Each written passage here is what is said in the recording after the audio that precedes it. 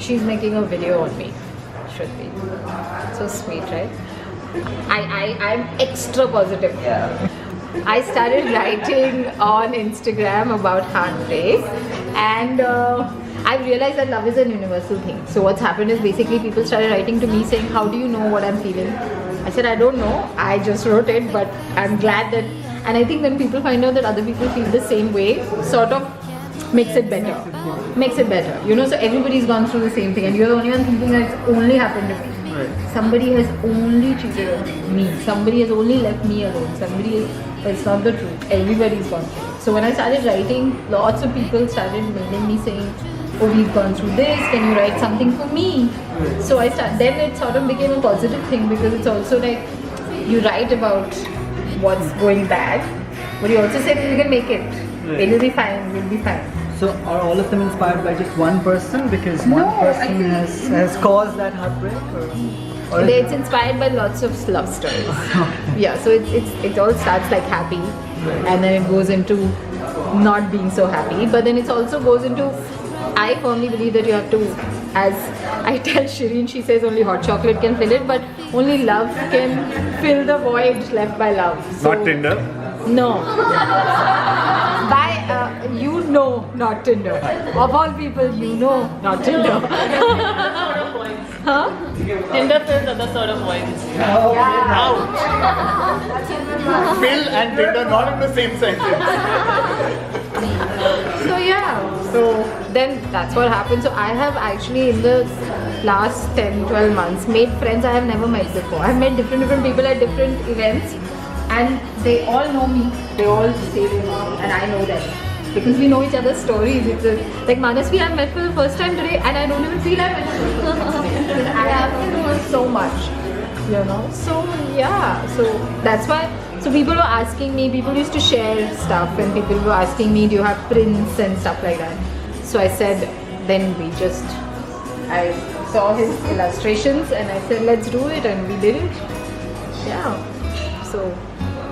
Do you still think that love stands a chance amidst everything Of course, but that's why everything that's going on around us, and how most people are falling out of love so easily, and relationships are just becoming shorter and shorter. But I don't. It's like everyone's looking for it, but no one's really finding it. But I think it's like, I think you find different kinds of love. You have to let go of that ideal definition of love.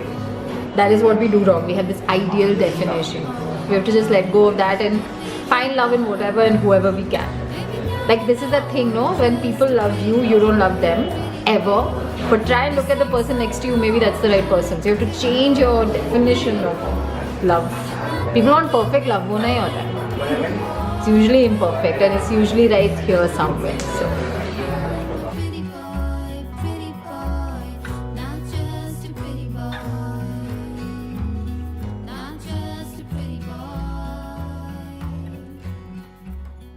Hello everyone, welcome to my channel Footprints No Boundaries. We met Aastha yesterday, who spoke to so many of her fans. I would call them fans. And Aastha Atray is a writer, and Yes. you'd like to call yourself a romance writer. Yes. And I've known you for so many years, Aastha. Yeah. I can't count on when it started, but I've seen you grow so much and so strongly. And you've ended up becoming not just an inspiration for me, but for a lot of people. All the girls that I saw yesterday. Yeah. I felt so proud of that, because you've grown so much. But Yeah. what was your trigger? What was your inspiration that got you going as a writer, or anything actually? I think there's this one point in everyone's life where you get up and say that you need to focus on yourself instead of focusing on everything around you. And I think that point came for me like some months back, like 9-10 months back, and then I realized that I just need to hone my talent and try and do it as best as I can. And the only way to do that is to be really honest in your writing, be raw, not try and write so that people see it or people appreciate it. Write it so that it's catharsis for you. Right? Or I write so that I can make sense of the world, as I said yesterday also. And So once I started writing like that, and slowly people start connecting with you, and then I think that prompts you to write more and focus on yourself even more.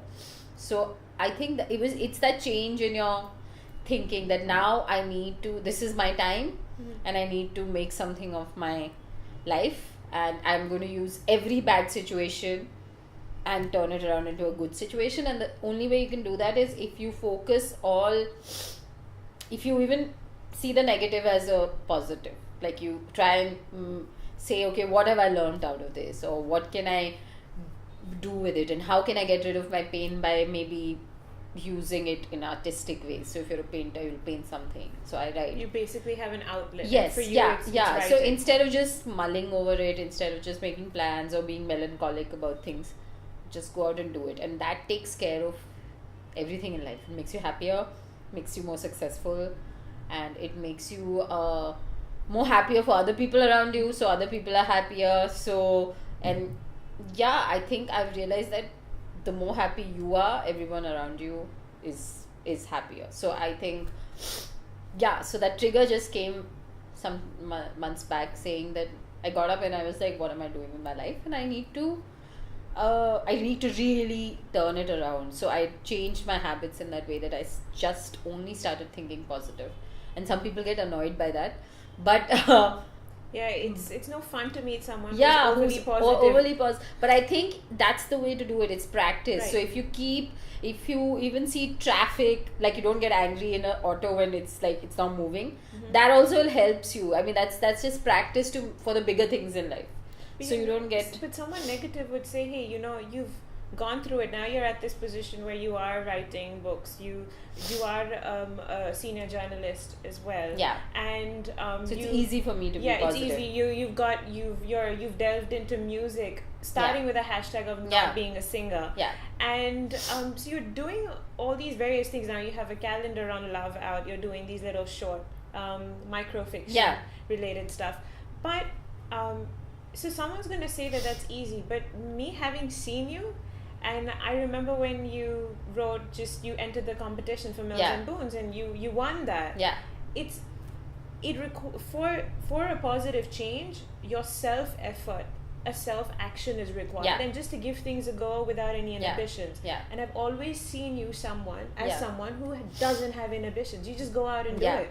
I think that's actually the best thing about me. I like that the best about me, because Me too. but that's also, again, I don't try and think of why things will go wrong, especially in these cases. I don't think about the people who don't like the song, or people who don't like the writing, or people who might not like the books or the articles I write. I don't mull over it. There'll always be people who don't like it, but there'll always be people who like it. So I put it out, and whatever good it brings, I only focus on the good. I don't focus on the bad.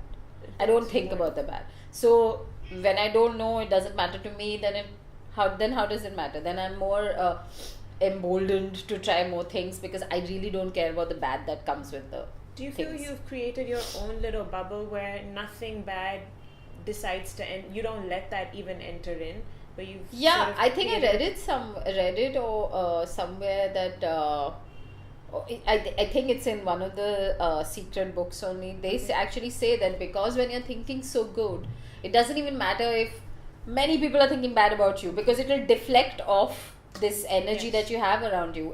It won't ever reach you, because good is so much better than bad. It's like mirrors on the outside. Yeah, so if you have surrounded yourself with that energy, then it doesn't matter who's thinking bad, what's happening, because it'll never reach you. You're your own positive energy. So what things do you do in everyday life which helps you, or is a part of your inspiration, or sort of like a daily routine which gives you that little boost other than coffee or any forms of caffeine? No, I don't. I just think a lot, I think.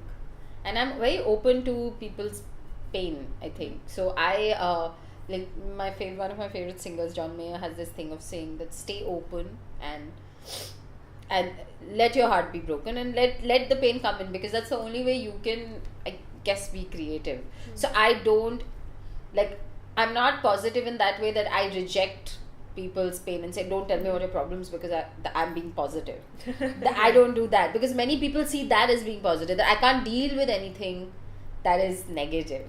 But when you You don't deal with something, you actually end up harboring more negativity. Yeah, it's exactly, facing exactly, things head on exactly. is where it helps. Yeah, so I don't. So I take in everything people tell me, which is either on Instagram or real people who tell me about their lives, and I feel everything. I think that's why the writing just happens, because I feel everything. That's my everyday inspiration, is to feel everything.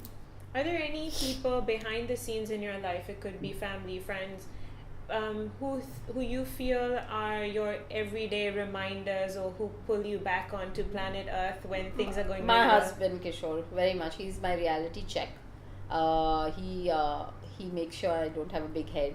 He will tell me if I'm talking too much about myself, then he'll be like, okay, it's done enough. You can talk about it only with me in this house. Get it out of your system. Say all good things about yourself, that you're so awesome, but go out and be like a humble person. So he keeps me very grounded. Be it about if I'm wearing the wrong kind of clothes or about my attitude, he will tell me the truth every time. So yeah, I think he's the person who keeps me humble and keeps me grounded. Like yesterday, one boy came that who you were talking to, Kevin, Yes. the very shy boy, and he actually put a picture of me today, and he said that she's like the sweetest person I've ever met with no ego. And I feel that only happens because you have to keep yourself in check. It can get very big, egos can get very big, but so Kishore helps me keep me in check, and then I'm nice to other people outside the house. Yeah. What made you get into writing? I'm sure it's because you like reading a lot, but Yeah. No, but I think I was writing since I was younger. So I used to write 10, 12, 13. I used to write. Was it always romance, love? No, I used to write. So my favorite author growing up was Enid Blyton, Oh. who's the children's writer who writes adventure. So I used to try and write like her. And so yeah, I started writing with like those kinds of things. And then as I grew up and my reading became varied, I wanted to write like Haruki Murakami, which is dysfunctional love stories. Yes. But I still didn't know what I wanted to write till I won the Mills and Boons contest. So Which year was that? 2012, I think. Wow, it's been 5 years. 5 years, yeah. So when I won that, then I realized maybe I can write romance. And I think my temperament is good to write romance. I believe in things. I'm romantic. I'm positive. But people always believe you're in constant heartbreak. In constant heartbreak. Yes, I fall in love very soon. I with everyone and everything. I'm easy to please. So I think my temperament is good for romance. So yeah. So I realized that that's maybe my thing. I was really taken aback yesterday when I saw people who were looking at you as if they were absolute awe of you. And Even I listening was. to I every overwhelmed. word. Yeah. Yes. I was like, that is beautiful, because you've managed to connect with people you've not met. You met, there was a girl that you introduced us to yesterday. Manasvi, yeah. And you've never met her, but it didn't look Look like like- that. yeah. Because she's so connected with you. She Yeah. knew the lyrics of your song. Yeah. So yeah. They call me heartbreaker. They don't know you're the one that gave me this heartbreaker. They don't know you're the one that gave me this leftover. But I'm a heartbreaker. I'm a heartbreaker. I'm a heartbreaker. So that I think happens only because I'm good with letting people into my life. So I think that's I invite people in very easily. I'm not very, and yeah, that's always been the case with me. So yeah. That's good stuff. So anything that now you're looking forward to? I think this is like awesome. This is like just going to be, I feel like we've talked about it in our tarot readings. I feel like this is the prep year and next year is going to be the really good year. Yeah. Like this is everything's happening slowly, but next year everything's going to like come to fruition. So I'm very excited about the music career, about this song that will come out in October. I'm excited about doing the books, completing the books. I'm excited about more writing and talking to more people. I think the best thing is talking to people. All my ideas or inspiration comes from talking to people, and that's what I want to do in life, and just be that person who people can connect with and share their stories with. So you're gonna stick with romance for now? Yes, That is it. So the love guru is here. Yeah, you yeah, look like it's- a love guru I do. yesterday. Yeah, I did, right? Yeah. Yeah, you did. Guiding everyone there. Ever thought of starting like an agony aunt type column? Maybe now I should start. Yeah, Yeah. I think I'm already doing it, but maybe. Yeah, maybe you should. And for all of those I'm- who didn't. I'm Bless sorry. you. Yeah.